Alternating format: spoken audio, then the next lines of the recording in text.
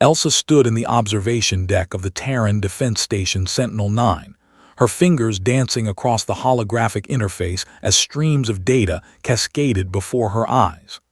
The quantum sensors had detected them first, a ripple in spacetime, the telltale signature of a fleet emerging from hyperspace at the edge of the solar system. "Commander David, we have contact," Elsa announced, her voice steady despite the adrenaline coursing through her veins. 63 capital ships, approximately 200 frigates, and what appears to be a dreadnought-class vessel at the center of their formation. David approached from behind, his reflection appearing in the transparent aluminum viewport. He had fought in the Titan Wars, survived the Heliopause skirmishes, and now, at 42, he commanded humanity's most advanced defensive grid. His face remained impassive as he studied the enemy formation. "The Imperial Armada," he said quietly, finally decided to make their move. The Qajari Empire had dominated 3 spiral arms of the galaxy for millennia. Their technology was ancient, refined through countless conquests. They had sent envoys to Earth 5 years ago, demanding submission. Humanity had refused.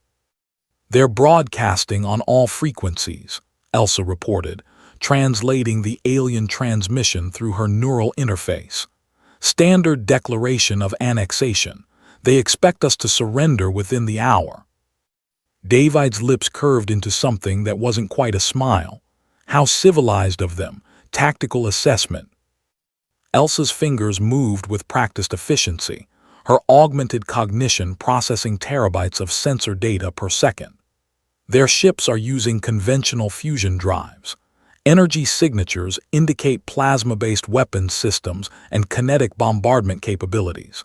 Defensive shields operating on rotating frequency modulation, second-generation technology by our standards." "They don't know," David said, a statement rather than a question. "No, sir," Elsa confirmed. "Intelligence suggests the Qajari last updated their reconnaissance data on Earth 70 years ago, before the quantum revolution, before the singularity projects." The bridge crew worked in focused silence around them. Humanity had learned hard lessons in its expansion beyond Earth. The colony ships that ventured to Proxima Centauri had been attacked by automated defense systems left behind by extinct civilizations. The Mars terraforming project had uncovered ancient weapons that nearly destroyed the planet. Each crisis had pushed human innovation to unprecedented heights. "Initiate protocol cascade," David ordered.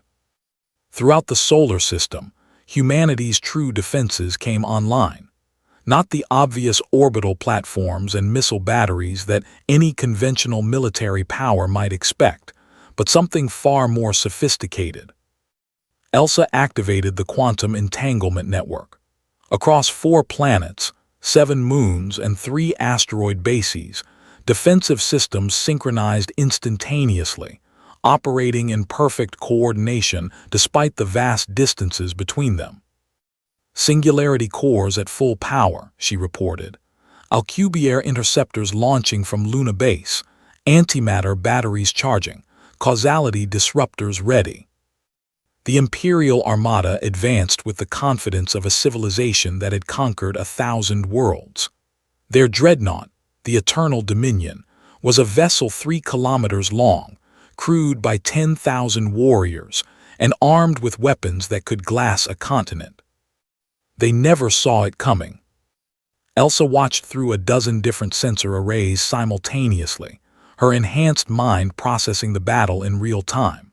The Alcubierre interceptors reached the enemy fleet first, small craft no larger than shuttles, but each one capable of manipulating spacetime itself. They didn't need to reach their targets. They warped space around the Imperial vessels, creating localized distortions that crushed hulls like paper in a fist. 12 enemy ships vanished in the first 3 seconds. "They're attempting to return fire," Elsa noted clinically. "Plasma lances and missile batteries engaging." The Imperial weapons crossed millions of kilometers in seconds, following precise ballistic trajectories. They struck nothing but empty space. The defensive platforms they targeted existed in quantum superposition, simultaneously present and absent, until observation collapsed their wave functions. The enemy computers couldn't lock onto targets that didn't exist in a singular state. David activated the causality disruptors, humanity's most controversial weapon, based on theoretical physics that the Kajari had apparently never explored. These devices created localized violations of causality. Effects preceded causes. The Imperial ships found themselves damaged before the weapons that destroyed them had even fired. Dreadnought is launching fighters, Elsa announced. 72 craft inbound, their weight.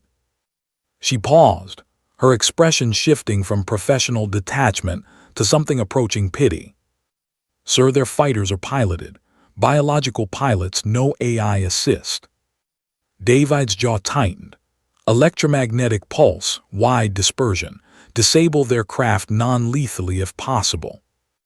The EMP wave rolled outward from hidden satellites, a sphere of disruption that shut down every electronic system in the Imperial fighter wing. The small craft went dark, their pilots left helpless but alive, already being targeted for retrieval by automated rescue drones.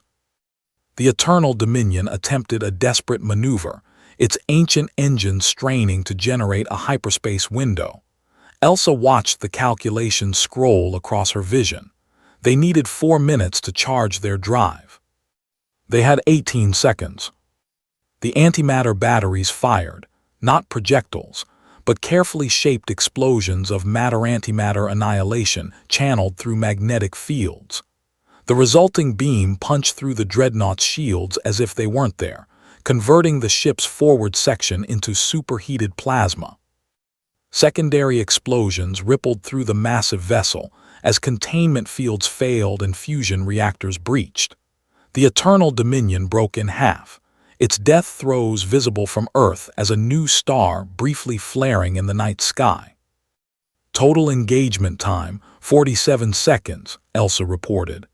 Enemy casualties estimated at 63,000. We're detecting escape pods.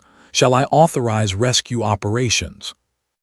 Affirmative, David said quietly, and open a channel to the surviving Imperial command structure. A holographic display flickered to life, showing a Kajari admiral, his reptilian features slack with shock. Behind him, flames gutted what remained of his bridge. I am Commander David of the Terran Defense Force, he said calmly. Your empire made a grave miscalculation. We are not the primitive species you catalogued 7 decades ago. Withdraw immediately, tend to your wounded, and inform your leaders that Earth is not interested in conquest, but neither will we tolerate aggression. The alien admiral stared at him with 3 unblinking eyes, his translator struggling to convey his words. What are you? David glanced at Elsa, then back at the screen. We're human, and we've been preparing for this conversation for a very long time. The channel closed. Across the solar system, humanity's weapons powered down, returning to their silent vigil among the stars. Elsa began compiling her after-action report, already thinking about the diplomatic challenges ahead. The galaxy would need to know. Earth was no longer easy prey. David returned to the viewport, watching as rescue shuttles moved between the debris fields. 47 seconds. An ancient empire's armada, destroyed almost before they understood what was happening. He hoped it would be enough. A demonstration of power so overwhelming that it prevented future wars rather than starting them. Only time would tell if humanity had just saved itself, or doomed the galaxy to fear them.